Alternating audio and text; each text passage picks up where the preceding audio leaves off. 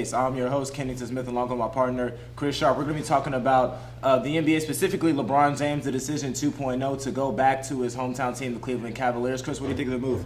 I think it was a good move, going home. I mean, the Heat, they can be salty if they want, the Heat fans, but I mean, LeBron, he said so himself. He wants to go home. He wants to raise his kids there. And really, it's just a good story. I mean, he did his thing with the Heat. That was like college. Like he said, 4 years in Miami, 4 years in South Beach. It's time to go home. It's time to bring Cleveland a championship. I agree. And, people say that, Miami wasn't the best. It was the better basketball decision to move to Miami. I actually disagree. You have Kyrie Irving, a top point guard in the league. Dion Waiters to give you 17 points at any given night. You have Andrew Wiggins, Tristan Thompson's a great player. Anderson Varejao give you energy off the bench. You bring in Mike Miller, James Jones, Ray Allen, Jesus, Shuttlesworth, Brendan Hayward. Cavaliers could go 10-11 deep this year. I don't see why they can't be contenders in the East. Yeah, the only thing I'm worried about is that Kevin Love trade. I know you get a superstar in Kevin Love, but at the same time, I feel like you would lose your depth, because if you trade Wiggins, Waiters, and maybe like Anthony Bennett with them, then you lose. That's 3 solid rotation players you lose. And that was a problem in Miami. They had 3 stars, but no bench. Their bench was old, it was weak. And so I feel like if you sit around and you just wait for Wiggins to develop, I think LeBron, he only wants 1 ring. That's all he really wants. 1 ring in Cleveland is like winning 5. So I feel like if he gets that 1 ring in Cleveland, whenever it is, whether it's in 2 years, 3 years, whenever he gets that ring, he'll be fine. Here's where I kind of disagree with you. Andrew Wiggins kind of in a tough spot with Cleveland. Andrew Wiggins could put the 2, could play the 3, but Dion Waiters has made it very clear that he's not interested in coming off the bench. LeBron plays the 3. If you put together Andrew Wiggins and Tristan Thompson for Kevin Love immediately steps in at the 4. You still have Dion Waiters at the 2. LeBron plays the 3, and then next year they will get Miami's first-round pick with the top 10 projected pick. That's so true. You go back next year, you get Stanley Johnson, you can get Kelly Oubre, you can go get Karl Towns Jr., whoever you would like in the top 10 next year. So I think it's about winning right now. LeBron is interested in instant gratification, not building a team in Cleveland, as he says, because he signed a 2-year deal. I know he wants to get, the max in 2016, right, but it's about winning as soon as possible, especially since Miami, they bring in Luol Deng. I think Miami could be contenders in the East as well. Yeah, I feel like if Miami, I think that first-round pick might be a little bit lower than you think, because I feel like Miami's going to have a good squad next year with McRoberts, Deng, Wade, Bosch.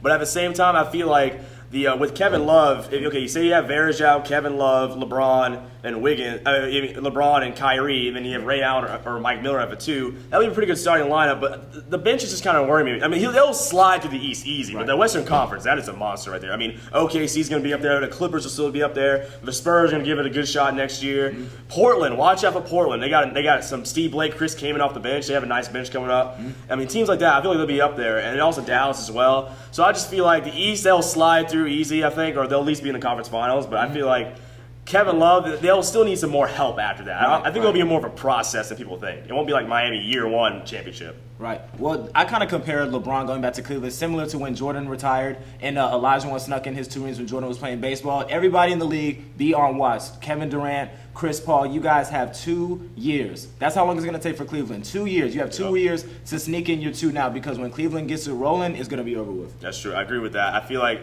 yeah, like I said, the process going on, and I feel like other teams like New York's going to load up really quick. The Eastern Conference will be back. Don't worry. New York's going to load up again. The Wizards look like a pretty legit squad.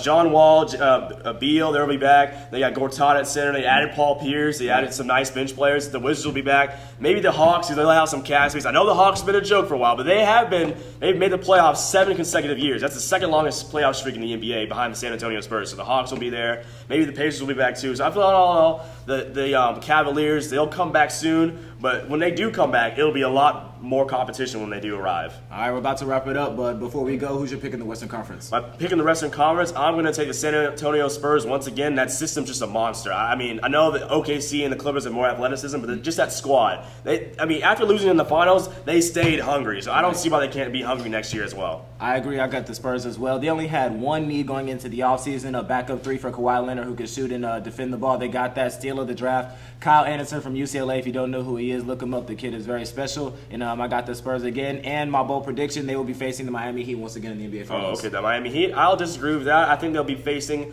the Washington Wizards. It's going to be a tough year in the East. It's going to be an interesting year, but I feel like that young squad's going to be ready. Right. I feel like they'll kind of replicate sort of like one of the kind of like the Cavaliers, only a little bit better roster. Just kind of a young squad, right, just happens to stumble into the finals, and I think the Spurs will win it though. Right. I think we could both agree that this will be one of the most interesting seasons in the NBA in a very long time. For Chris Sharp, I'm Kennington Smith. This is In Your Face. Good night.